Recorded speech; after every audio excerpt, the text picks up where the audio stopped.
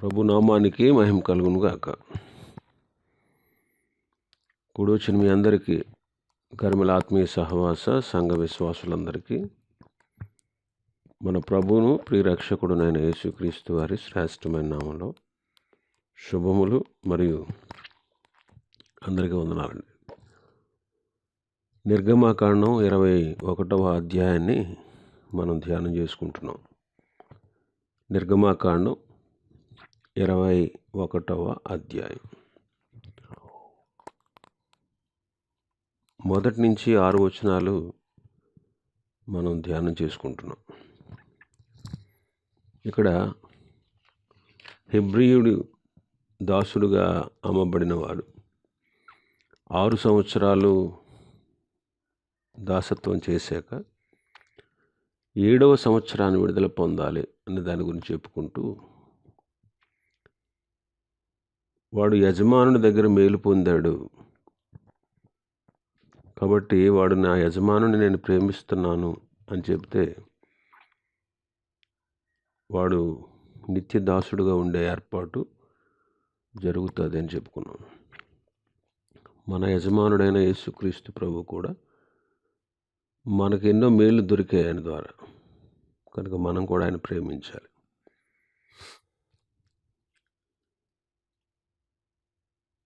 యజమానుని ప్రేమించి నేను మిమ్మల్ని విడిచిపోను అని చెప్పాడు. యేసుక్రీస్తు ప్రభు కూడా మనల్ని ఎంతగానో ప్రేమించారు.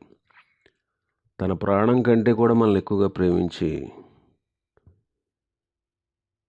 మనల్ని ఆశీర్వదించారు. మనం కూడా మనం ప్రభువుని ఎక్కువగా ప్రేమించాలి. చెవికి కదురుతో గుచ్చాలి. ఆ యజమానుడు తలుపు దగ్గరికైనా ద్వారబంధం దగ్గరికైనా తోడుకొని పోయి చెవిని కదురుతో గుచ్చాలి. చెవి అనేది వినికిడికి సాదృశ్యమని మనం కూడా దేవుని మాటకు వ్యతిరేకించకుండా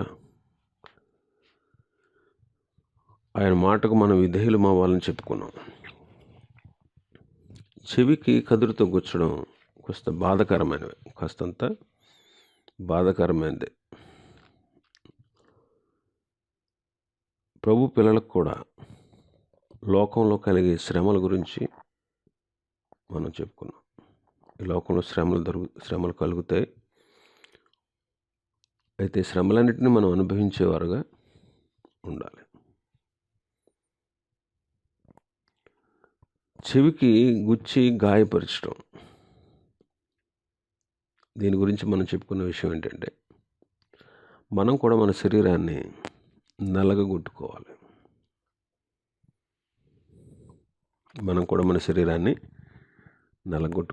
శరీరాన్ని దాని ఇచ్చలతోనూ దురాశలతోనూ సిలువ వేసిన అనుభవాన్ని మనం కలిగి ఉండాలి. ఇంకా మనం చూస్తే 21:6లో వారి యజమానుడు న్యాయాధిపతి యొద్దకు వారిని తీసుకొని రావాలను, మరియు వాని యజమానుడు తలుపునద్దకైనను ద్వారబంధమునద్దకైనా తోడుకొని పోయి వాని చెవిని కదురుతో గుచ్చవలెను. కదురు అనేది పనిముట్టు. యాక్చువల్గా కదురు అనేది బట్టలు నేయడానికి ఉపయోగించేవారు. కదురు పనిముట్టు, దాంతో పని చేస్తారు.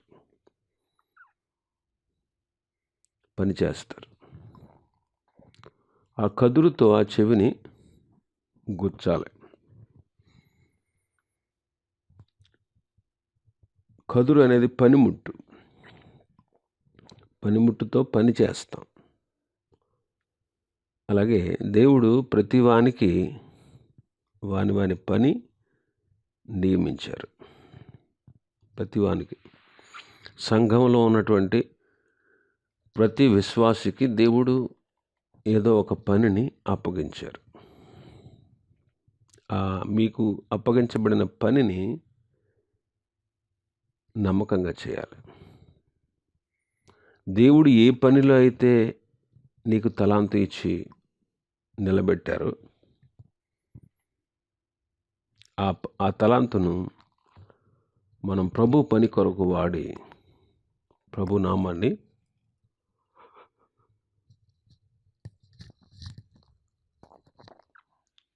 నామాన్ని మహింపరచాలి.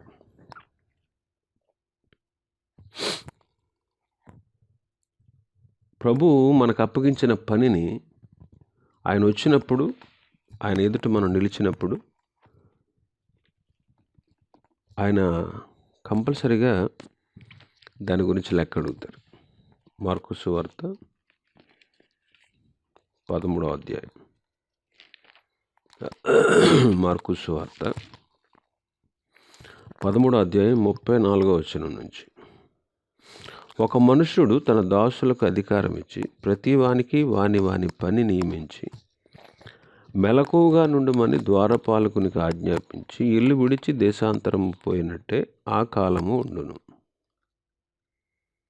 ఇంటి యజమానుడు ప్రొద్దుగుంగి వచ్చును, అర్ధరాత్రి వచ్చును, కోడి కూయినప్పుడు వచ్చును, తెల్లవారినప్పుడు వచ్చును, ఎప్పుడు వచ్చునో మీకు తెలియదు. ప్రతి వానికి వాని పని నియమించి వెళ్ళారు ప్రభు. ప్రతి వానికి వాని పని నియమించారు. కాబట్టి మనకు దేవుడు అప్పగించినటువంటి పనిని మనం నమ్మకంగా చేయాలి. సేవకులైనా విశ్వాసులైనా దేవుడు మీకు అప్పగించిన పనిని కడ వరకు, అంతము వరకు, తుదమట్టుకు మనం చేపట్టాలి. ప్రభు వచ్చినప్పుడు ఆ పనిని పరీక్షిస్తారు. కొరింథీయులకు రాసిన మొదటి పత్రిక 3వ అధ్యాయం. కొరింథీయులకు రాసిన మొదటి పత్రిక 3వ అధ్యాయం 12వ వచనం నుంచి. ఎవడైనను ఈ పునాది మీద బంగారము, వెండి, వెలగల రాళ్ళు, కర్ర, గడ్డి, కొయ్యకాలు మొదలైన వాటితో కట్టిన ఎడల వాని పని కనబడును. ఆ దినము దానిని తేటపరచును.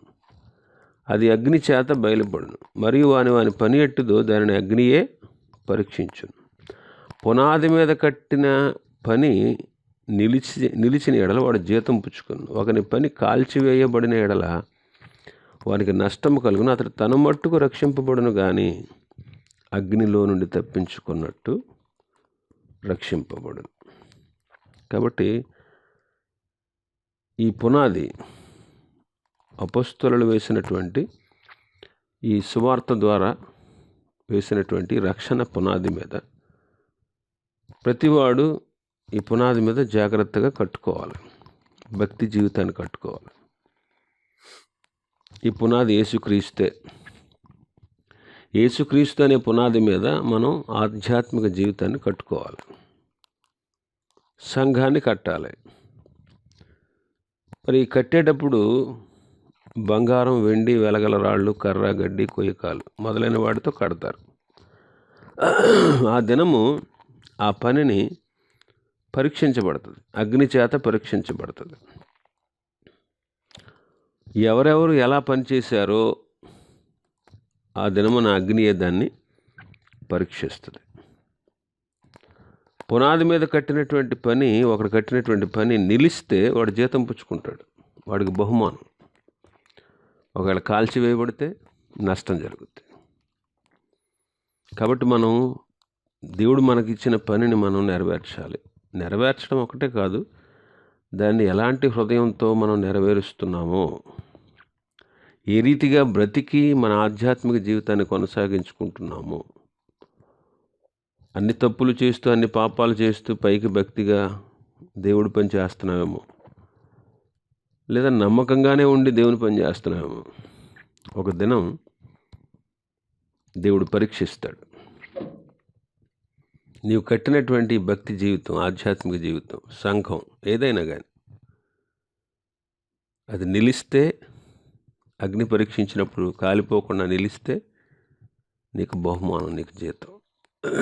కాబట్టి కదురు పనిని సూచిస్తూ ఉంది. కాబట్టి ప్రతి ఒక్కరూ చక్కగా ఆధ్యాత్మిక జీవితాన్ని కట్టుకోవాలి. ఇంకా మనం చూస్తే ద్వారము దగ్గర తలుపులోకి దిగినట్లు గొచ్చాలి అన్నారు. తలుపు వద్దకు కానీ ద్వారబంధం వద్దకు కానీ తీసుకొచ్చి ఆ చెవి గుండా తలుపులోకి కానీ ద్వారబంధంలోకి గొచ్చబడేటట్లు. ఇక్కడ తలుపు, దీని భావం ఏంటంటే తలుపు ఇంటిలోకి వెళ్ళడానికి బయటకు రావడానికి మధ్యలో ఉంటుంది, ద్వారబంధం కానీ తలుపు కానీ. అంటే దీని అర్థం ఏంటంటే వాడు తన యజమానిని ఇంట్లో పని, యజమానిని బయట పని రెండూ చేయాలని దీని అర్థం. ప్రభువు అంటారు సంఖ్యాకాండం 12:3 మోషే నా ఇల్లంతటిలో 12:7 మోషే నా ఇల్లంతటిలో నమ్మకమైన వాడు అని చెప్పారు. అప్పుడున్నటువంటి దేవుని ఇల్లు ఏంటంటే ఇశ్రాయేలీల జనాంగం. ఈనాడు ఉన్నటువంటి ఇల్లు ఏది అని మనం ఆలోచిస్తే ఇది దేవుని సంఘం. కాబట్టి దేవుని సేవకులు, దేవుని పిల్లలు, దేవుని సేవకులు మందిరంలో సంఘంలోనూ పనిచేయాలి, సంఘంలో ఉన్నటువంటి అన్ని రకాల బాధ్యతలు వాళ్ళు వహించాలి, సంఘంలో చక్కగా పనిచేయాలి. అదే సమయంలో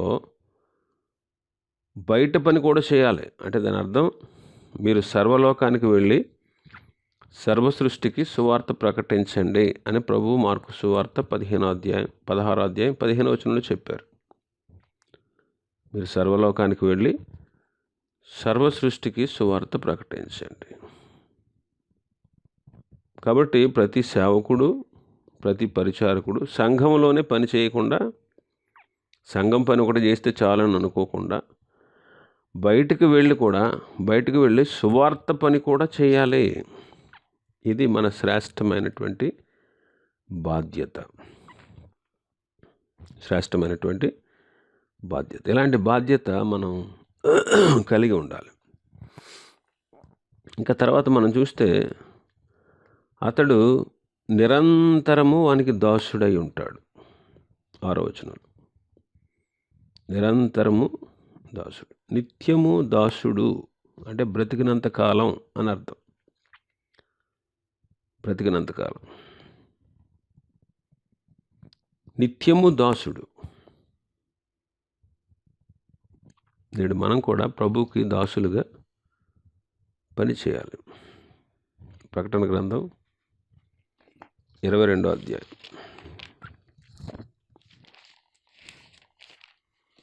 ప్రకటన 22:4 ఆయన దాసులు ఆయనను సేవించుచు ఆయన ముఖ దర్శనము చేయుచుందురు, ఆయన నామము వారి నొసళ్ళ యందుండును. ఆయన దాసులు ఆయనను సేవించుచు ఆయన ముఖ దర్శనము చేసెదరు. మనం కూడా ఈనాడు దేవుని దాసులు. ఇక్కడ మనం గమనించాల్సిన విషయం ఏంటంటే మనం ఆయన్ని సేవించాలి, ఆయన సేవ చేయాలి, ఆయన ముఖ దర్శనం చేసుకుంటూ ఉండాలి. దేవుని ముఖ దర్శనం మనం ఎలా చేసుకోగలం? ప్రార్థన ద్వారా, వాక్యము ద్వారా. వాక్యం చదువుతున్నాం అనుకోండి, వింటున్నాం అనుకోండి, ప్రభు మనతో మాట్లాడుతున్నారు. ప్రార్థన చేస్తున్నాం అనుకోండి, మనం ఆయనతో మాట్లాడుతాం, ఆయన మన ముందే ఉంటారు. ఇదే ఆయన ముఖ దర్శనం చేయడం అంటే. నిత్యము ఆయన సేవించాలి, నిత్యము ఆయన ముఖ దర్శనం చేసుకోవాలి. కాబట్టి వారు యుగయుగాలు రాజ్యం చేస్తారని చెబుతాం మన తర్వాత వచనాల్లో. కాబట్టి ప్రభు పిల్లమైనటువంటి మనం ఇలాంటి అనుభవాలు కలిగి ఉండాలి. ఇంకా 7వ వచనం నుంచి, మన భాగంలో 7వ వచనం నుంచి 11వ వచనం వరకు మనం చూస్తే, ఒకవేళ దాసిగా అమ్మబడితే ఒక స్త్రీ, ఒక అతని కుమార్తె దాసిగా అమ్మబడితే, దాసులైన పురుషులు వెళ్ళిపోయినట్లు ఆమె వెళ్ళిపోకూడదు. ఒకవేళ ఆమె ప్రదానం చేసుకుంటే, ఒకవేళ ఆమెను ప్రదానం చేసుకుంటే అది తన యజమానుడి దృష్టికి ఇష్టం లేకపోతే ఆమెను విడిచిపెట్టడానికి అవకాశం ఇవ్వాలి. అంతేగాని అమ్మడానికి అధికారం లేదు. ఒకవేళ ఆమెను దాసిగా కొనుక్కున్న ఆమెను తన కుమారుడికి ప్రదానం చేశాడు అనుకోండి, కుమార్తెల విషయంలో ఎలాంటి విధులు ఉంటాయో అలాగా ఆమె ఎడల జరిపించాలి. ఇక్కడ ఆలోచించేయండి, దాసిగా అమ్మబడినటువంటి స్త్రీ ఆమెను విడిచిపెట్టకూడదు. ఎందుకంటే ప్రదానం చేసుకుంటే ఒకవేళ ఆమెను విడిచిపెట్టకూడదు. ఒకవేళ తన కుమారుడికి ఇచ్చి పెళ్లి చేస్తే విడిచిపెట్టకూడదు. ఈ భాగం ద్వారా కొన్ని ప్రశ్నలు వస్తాయి. విడిచిపెట్టేయాలి, వదిలేయాలి, ఆమె విడిపింపబడినట్లు ఆమెకు అవకాశం ఇవ్వాలి అని ఇలా ఎందుకు చెప్పారంటే, ప్రభు అంటారు, మీ హృదయ కాఠిన్యాన్ని బట్టే విడాకులు ఇవ్వాలని చెప్పాడు, కానీ అసలు మొదటి నుంచి అలా జరగలేదు అంటాడు ప్రభు. ప్రదానం చేసుకున్నటువంటి ఆమె ఇష్టం లేకపోతే విడిచిపెట్టేయాలి. ఎందుకు ఇలాగ విడిచిపెట్టేయాలని చెప్పారు? అసలు యాక్చువల్గా ప్రదానం చేసుకుని పెళ్లి చేసుకున్న ఆమెను విడిచిపెట్టకూడదు. మత్తయి సువార్త 19వ అధ్యాయం 7-8 వచనాలు. మత్తయి సువార్త 19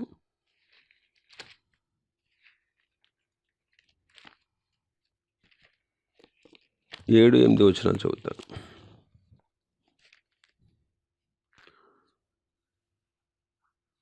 అందుకు వారు, అలాగైతే పరిత్యాగ పత్రికనిచ్చి ఆమెను విడనాడమని మోషే ఎందుకు ఆజ్ఞాపించనని వారు ఆయనను అడుగగా, ఆయన, మీ హృదయ కాఠిన్యమును బట్టి మీ భార్యలను విడనాడ మోషే సెలవిచ్చను, కానీ ఆది నుండి అలాగూ జరగలేదు. మీ హృదయ కాఠిన్యాన్ని బట్టే చెప్పాడు, కానీ మొదటి నుంచి అలాగే జరగలేదు. కాబట్టి వివాహం చేసుకున్నటువంటి స్త్రీ పట్ల మనం చాలా జాగ్రత్తగా చక్కగా ప్రేమిస్తూ ఉండాలి. సరైన విధానంలో వాళ్ళు నడిపించాలి. ఇంకా మనం 12వ వచనం నుంచి 27వ వచనాలు మనం చూస్తే మనుషుల ప్రాణహత్యను గురించి కొన్ని విధులు చెప్పబడ్డాయి. 12వ వచనంలో, నరుని చావగొట్టిన వానికి నిశ్చయంగా మరణశిక్ష విధించాలి. నరుని చావగొట్టిన వానికి చంపినవాడు నరహంతకుడు, కాబట్టి మరణశిక్ష అవసరమని మోషే ధర్మశాస్త్రం చెబుతూ ఉంది. మనం ఇంతకుముందే చెప్పుకున్నాం, గత దినాల్లో జరిగిన ధ్యానాల్లో చెప్పుకున్నాం. మోషే ధర్మశాస్త్రము, యేసుక్రీస్తు ధర్మశాస్త్రం, ఈ రెండు ఉన్నాయి.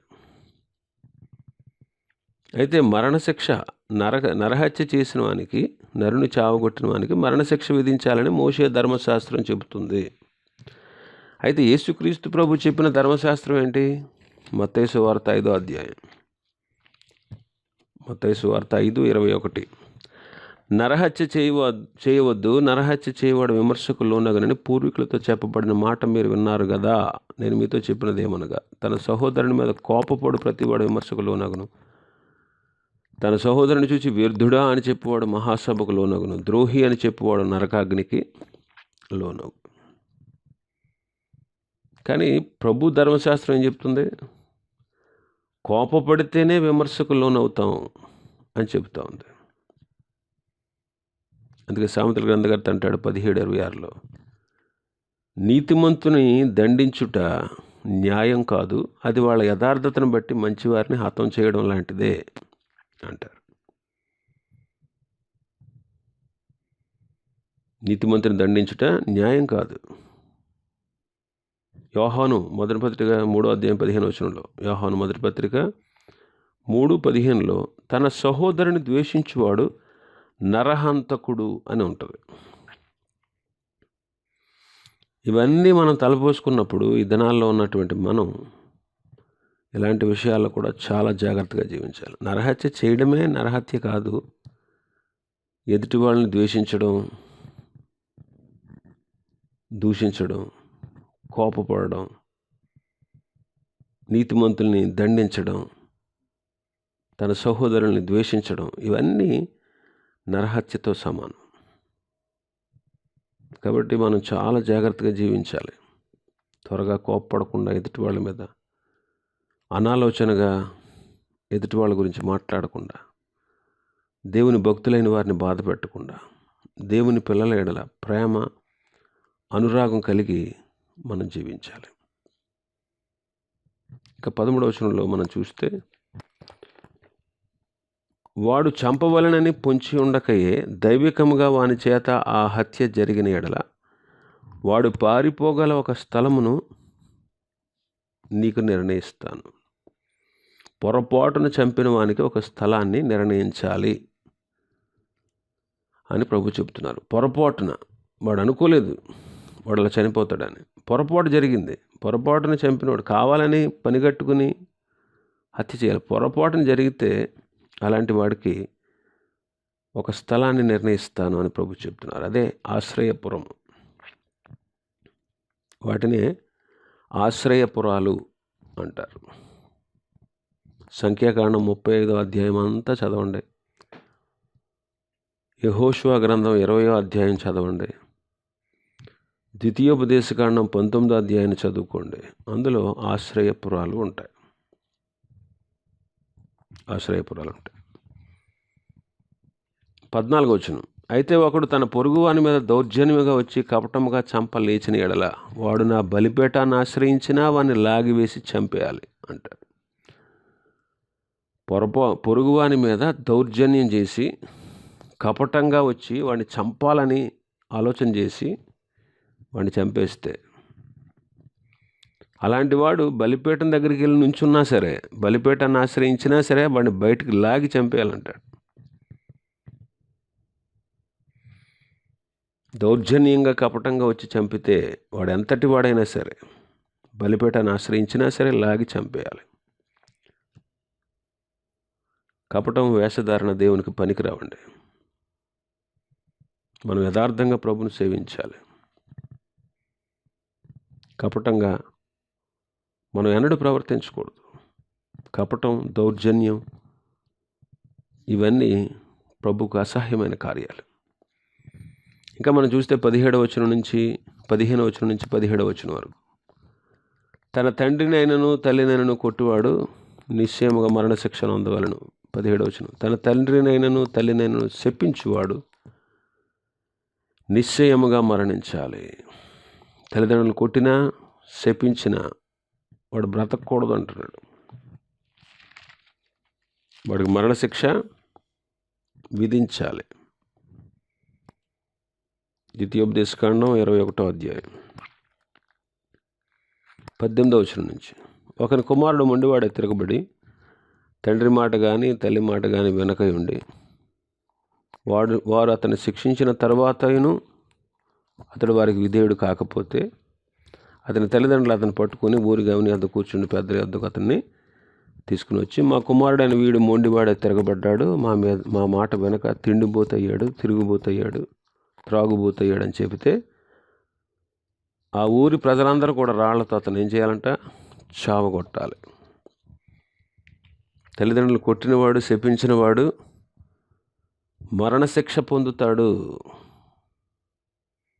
మరణశిక్ష పొందుతాడు. కాబట్టి తల్లిదండ్రుల్ని దూషించకూడదు, ద్వేషించకూడదు, కొట్టకూడదు. నేటి దినాల్లో తల్లిదండ్రులను పట్టించుకోలేని పిల్లలు ఎంతోమందిని మనం చూస్తున్నాం. తల్లిదండ్రులను వదిలించుకోవాలనుకునే వాళ్ళు ఎంతోమంది. తల్లిదండ్రులు బరువు అనుకునే వాళ్ళు చాలామంది. తల్లిదండ్రులు మనకి బరువు కాదండి, అది మన బాధ్యత. కొంతమంది తల్లిదండ్రుల పట్ల వ్యతిరేకంగా జీవిస్తూ ఉంటారు. కొంతమంది చూడండి, వాళ్ళ సొంత తల్లిదండ్రులను ప్రేమిస్తారు, తమ భర్తకు సంబంధించిన తల్లిదండ్రులను, భార్యకు సంబంధించిన తల్లిదండ్రులను ప్రేమించలేరు. కాబట్టి గమనించండి, తల్లిదండ్రుల్ని కొట్టినా శపించిన నిశ్చయముగా వాడికి మరణశిక్ష. ఇంకా 18వ వచనం నుంచి 27వ వచనం వరకు కొన్ని న్యాయ విధులు మనకు కనబడతా ఉన్నాయి. కొన్ని న్యాయ విధులు మనకి కనబడతా ఉన్నాయి. వాటి విషయంలో మనం జాగ్రత్తగా ఉండాలి. దీన్ని యేసయ్య ధర్మశాస్త్రంలో ఆయన చెప్పింది ఏంటంటే 5వ అధ్యాయం, మత్తయి సువార్త 5వ అధ్యాయం 33 నుంచి 46 వరకు చదువుకోండి, అది అన్వయించుకోండి.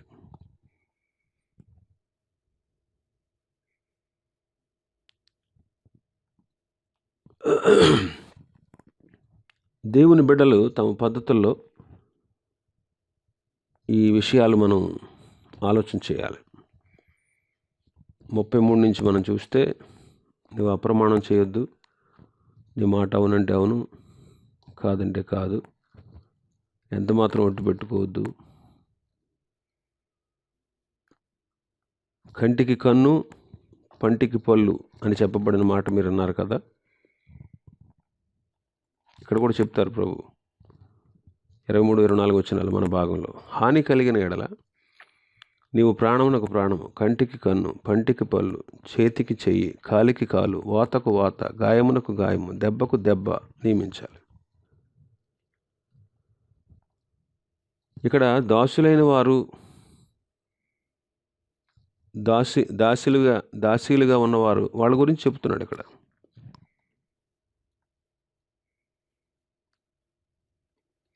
కాబట్టి గమనించండి, కంటికి కన్ను పంటికి పళ్ళు, ఈ మాటలన్నీ చెప్పారు. యేసయ్య ఏం చెప్తున్నారు 38వ వచనం నుంచి? కంటికి కన్ను పంటికి పళ్ళు అని చెప్పబడిన మాట మీరు ఉన్నారు కదా. నేను మీతో చెప్పింది ఏంటంటే, దుష్టుని ఎదిరించొద్దు, నేను కుడి చెంప మీద కొట్టేవాడికి ఎడమ చెంప కూడా త్రిప్పు. ఎవడైనా నీ మీద వ్యాజ్యం వేసి నీ అంగి తీసుకొని కోరిన ఎడల వానికి నీ పై వస్త్రాన్ని కూడా ఇచ్చివేయి. ఒకడు 1 మైలు దూరం రమ్మని నిన్ను బలవంతం చేస్తే వాడితో కూడా 2 మైళ్ళు వెళ్ళు. నిన్ను అడుగు వానికిమ్ము, నేను అప్పు అడుగు గోరు వారి నుండి నీ ముఖము త్రిప్పుకోవద్దు. నీ పొరుగువాన్ని ప్రేమించి నీ శత్రువుని ద్వేషించమని చెప్పిన మాట మీరు అన్నారు. అయితే నేను మీతో చెప్పేది ఏంటంటే, మీరు పరలోకమందున మీ తండ్రి కుమారులై ఉన్నట్టు మీ శత్రువుని ప్రేమించండి, మిమ్మల్ని హింసించే వారి కోసం ప్రార్థన చేయండి. ఇది యేసయ్య ధర్మశాస్త్రం చెప్పేటువంటి విషయాలు.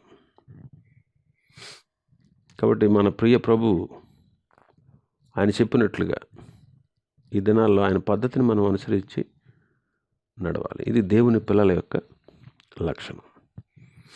ఇంకా 28వ వచనం నుంచి మనం చూస్తే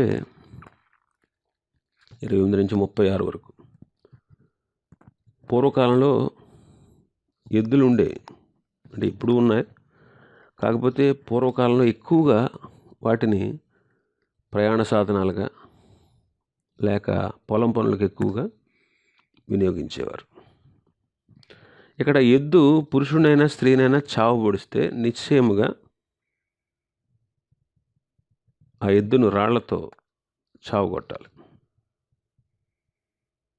ఎద్దుల వలన కలిగే ప్రాణాపాయాలు మనం నేర్చుకునేటువంటి పాఠం ఏంటంటే, ఒక ఎద్దు ఒక మనిషిని పొడిస్తే ఆ ఎద్దును చంపాలి, కానీ ఆ యజమాని నిర్దోషి అవుతాడు అంటాడు. అయితే 29వ వచనంలో ఏమన్నాడు? ఒకవేళ అది ఇంతకు ముందే పొడుస్తూ ఉంది అని ఎరిగి ఉండి కూడా యజమానుడు దాన్ని భద్రం చేయకపోతే, ఒకవేళ అలాంటి పరిస్థితులు ఎవరైనా పొడిచి చంపినట్లయితే ఆ యజమానుడు కూడా మరణశిక్ష పొందాలి అంటున్నాడు. ఇక్కడ మనం అర్థం చేసుకోవాల్సింది ఏంటంటే, ఇందులో మనం నేర్చుకునే ఆత్మీయ పాఠం, తెలియక తప్పు జరిగిపోతే దానికి శిక్ష లేదు, కానీ తెలిసి తప్పు చేస్తే, ఇప్పుడు అది పొడుస్తుంది అని తెలిసి కూడా వీడు భద్రం చేయకపోతే వీడి తప్పు, అందుకే వీడి రావులతో చావగొట్టాలన్నాడు. ఒకవేళ అది పొడుస్తుందని తెలియదు అనుకోండి, అది ఫస్ట్ టైం అనుకోండి, అప్పుడు ఆ ఎద్దుని చంపాలి, కానీ యజమానుని ఏమీ చేయకూడదు. ఇక్కడ మనం నేర్చుకునే ఆత్మీయ పాఠం ఏంటంటే, దేవుని పిల్లలు తెలియక తప్పు చేస్తే తక్కువ దెబ్బలు తగులుతాయి. తెలిసి తప్పు చేసామనుకోండి, ఎక్కువ దెబ్బలు తగులుతాయి. లోకాసు వార్త 12వ అధ్యాయం. లోకాసు వార్త 12:40 వచనం నుంచి.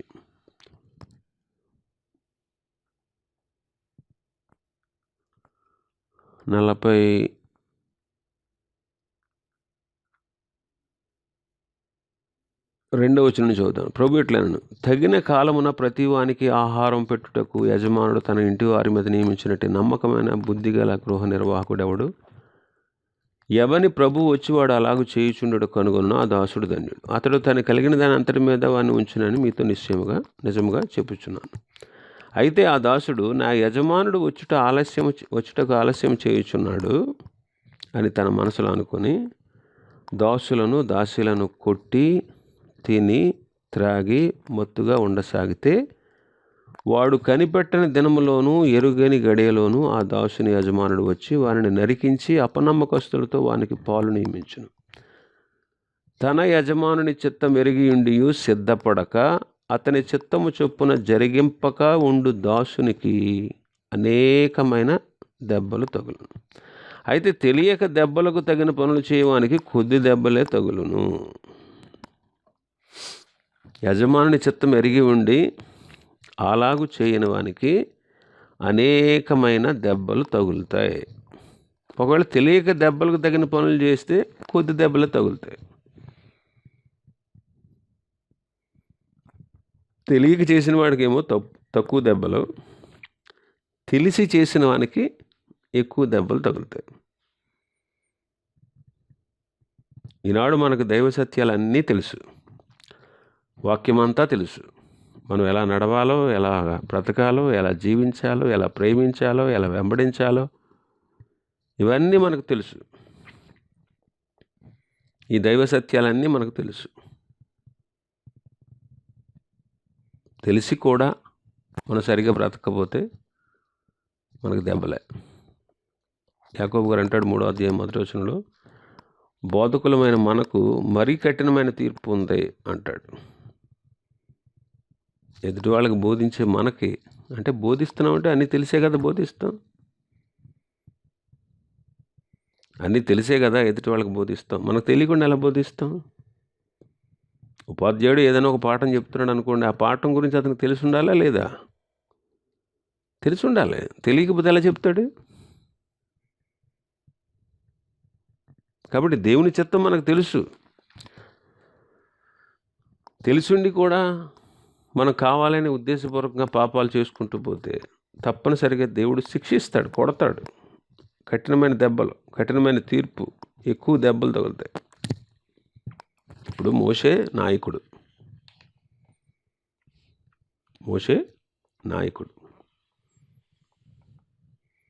అన్నీ తెలుసు మోషేకి.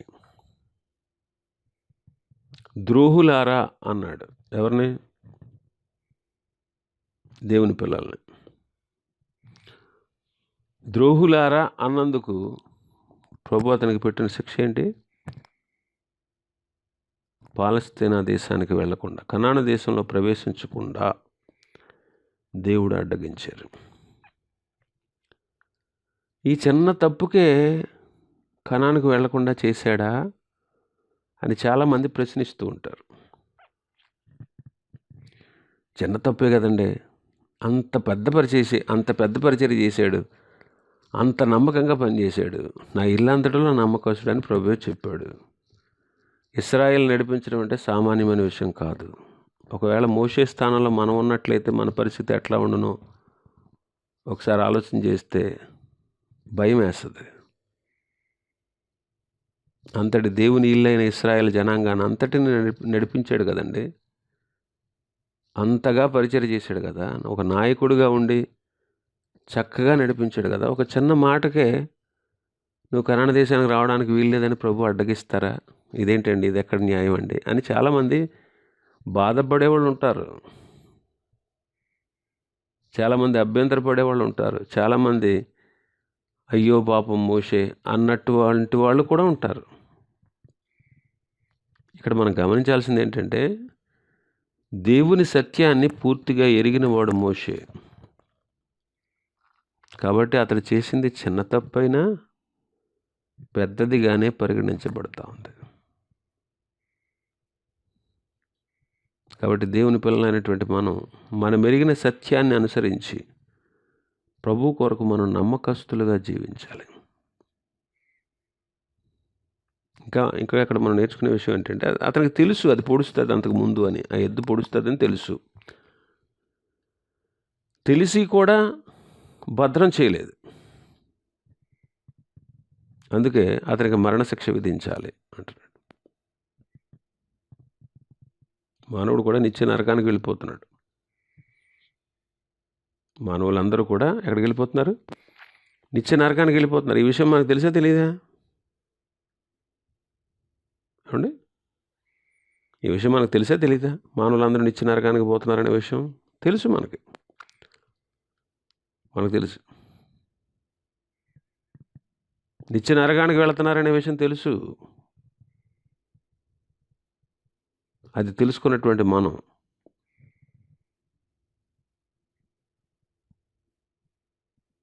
ఇతరులు నశించిపోవడం ఇష్టం లేక, వాళ్ళ కోసం, వాళ్ళ రక్షణ కోసం మనం కూడా పట్టినట్టు ఉండకూడదు. వాళ్ళకు సువార్త ప్రకటించి వారికి ప్రభుని గురించి చెప్పి వారిని ప్రభు దగ్గరికి నడిపించాలి. లేకపోతే మనం నేరస్తులుగా పరిగణించబడతాం. యెహెజ్కేలు గ్రంథం 33:1 మరి యెహోవా నాకు ప్రత్యక్షమే ఇలాగ సెలవిచ్చాను, నరపుత్రుడా, నీవు నీ జనులకు సమాచారం ప్రకటించి వారితో ఇట్లను, నేను ఒకానొక దేశం మీదకి ఖడ్గమును రప్పించగా ఆ జనులు తమలో ఒకరిని ఏర్పరచుకొని కావలిగా నిర్ణయించిన ఎడల అతడు దేశం మీద ఖడ్గం వచ్చి చూచి బాకా ఊది జనులను హెచ్చరిక చేసిన సమయమున ఎవడైనా బాకానాదం వినియు జాగ్రత్త పడినందున ఖడ్గం వచ్చి వాడిని ప్రాణం తీసిన ఎడల వాడు తన ప్రాణములకు తానే ఉత్తరవాది. బాకానాదం వినియును వాడు జాగ్రత్త పడకపోయిన కనుక తన ప్రాణములకు తానే ఉత్తరవాది. అలాగనగా వాడు జాగ్రత్త పడిన ఎడల తన ప్రాణమును రక్షించుకొనును. అయితే కావలి వాడు ఖడ్గము వచ్చుట చూచియు బాకా ఓదనందు చేత జనులు అజాగ్రత్తగా ఉండుటయు ఖడ్గం వచ్చి వారిలో ఒకని ప్రాణం తీయుటూ తటస్థించిన ఎడల వాడు తన దోషమును బట్టి పట్టబడినను నేను కావలి వాని వద్ద వాని ప్రాణమును గుర్చి విచారణ చేయుదును. నరపుత్రుడా, నేను ఇశ్రాయేలుకు కావలి వానిగా నియమించి ఉన్నాను కనుక నీవు నా నోటి మాటను విని నాకు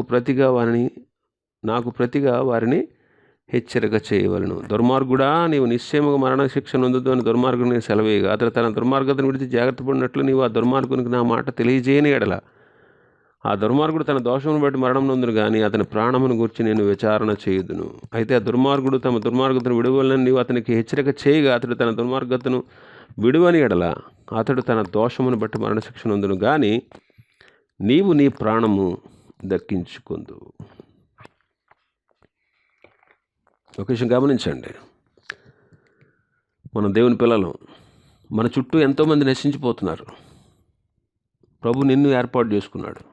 నీ కుటుంబంలో, నీ కులంలో, నీ ఇంట్లో, నీ వాడకట్లో, నీ కాలనీలో, నీ ఉన్న ప్రదేశంలో, నీ బంధువుల మధ్యలో దేవుడు నిన్ను ఏర్పాటు చేసుకున్నాడు. నిన్ను నియమించాడు కావలివానిగా నీ వాళ్ళందరి మీద. కాబట్టి నీ వాళ్ళకి నీవు సువార్త ప్రకటించాలి. క్రీస్తుని గురించి వాళ్ళకి తెలియపరచాలి. నువ్వు క్రీస్తుని నమ్ముకున్నావు, ఎందుకు నమ్ముకున్నావు? రక్షణ కొరకు, దేవుడిచ్చేటువంటి నిత్యత్వం కొరకు నమ్ముకున్నావు అనే విషయం నీ తోటి వాళ్ళందరికీ తెలియజేయాలి. నువ్వు తెలియజేసినా వాళ్ళు నేను హేళన చేసి నేను పక్కన పడేసి నీ మాట పట్టించుకోకుండా మా దేవుడు మాకున్నాడులే, నువ్వేం చెప్పక్కర్లేదు, నువ్వు చేసుకున్నది నేను చేసుకుంటావు అని అన్నారనుకోండి, దానివల్ల నేను ప్రభు లెక్క అడగడం. కానీ నువ్వు చెప్పలేదనుకో, ప్రభు ఖచ్చితంగా నేను లెక్క అడుగుతాడు. నువ్వు వాళ్ళకి ఒక్కసారి కూడా చెప్పలేదనుకో, ఏమని అనుకుంటారేమో, లేకపోతే ఇదేంటి అత్తమానం పొర తినేస్తుంది అనుకుంటారేమో. ఇలా అనుకుంటే, ఇలా చెప్పకపోతే, ఇలా అనుకుని చెప్పకుండా మౌనంగా ఉంటే వాళ్ళు తమ పాపాలను బట్టి నశించిపోతారు. అయితే వాళ్ళని గురించి నిన్ను లెక్క అడుగుతాడు ఇప్పుడు. నిన్ను రక్షించుకున్నది అందుకే.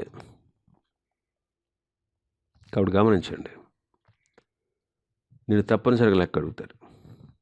మనం దేవుని ఎదుట మనం వాళ్ళకి సువార్త ప్రకటించకపోతే భయంకరమైన నేరస్తులుగా పరిగణించబడతాం దేవుని ఎదుట. కాబట్టి ఈ విషయాన్ని జాగ్రత్త వహించండి. ప్రభు నిన్ను నియమించిన నీ పని ఏదో నీకు తెలుసు. అదే అన్నాం కదా ఇందాక, ప్రతి వానికి వాని పని నియమించారు ప్రభు. నీ పని అది. కాబట్టి తప్పనిసరిగా నువ్వు ప్రభు యొక్క రక్షణ సువార్తను తెలియని నీ బిడ్డలకు, నీ బంధువులకు, నీ స్నేహితులకు, నీ రక్త సంబంధులకు, నీ ఇరుగు పొరుగు వారికి, నీ ఊరిలో ఉన్నవారికి ఖచ్చితంగా నువ్వు తెలియపరచాలి. ఇది నీ బాధ్యత. వారిని కూడా రక్షణ మార్గంలోకి నడిపించగలిగేటువంటి భద్రతను వారికి కల్పించాలి నీవు నేను. ఇవి ఈ అధ్యాయంలో ఉన్నటువంటి విషయాలు. ప్రభు చిత్తమైతే రేపటి దినం తర్వాత అధ్యాయాన్ని ప్రారంభించుకుందాం. దేవుడు ఈ వాక్యాన్ని మన వెనుకడిలో ఆశీర్వదించును గాక. ఆమేన్.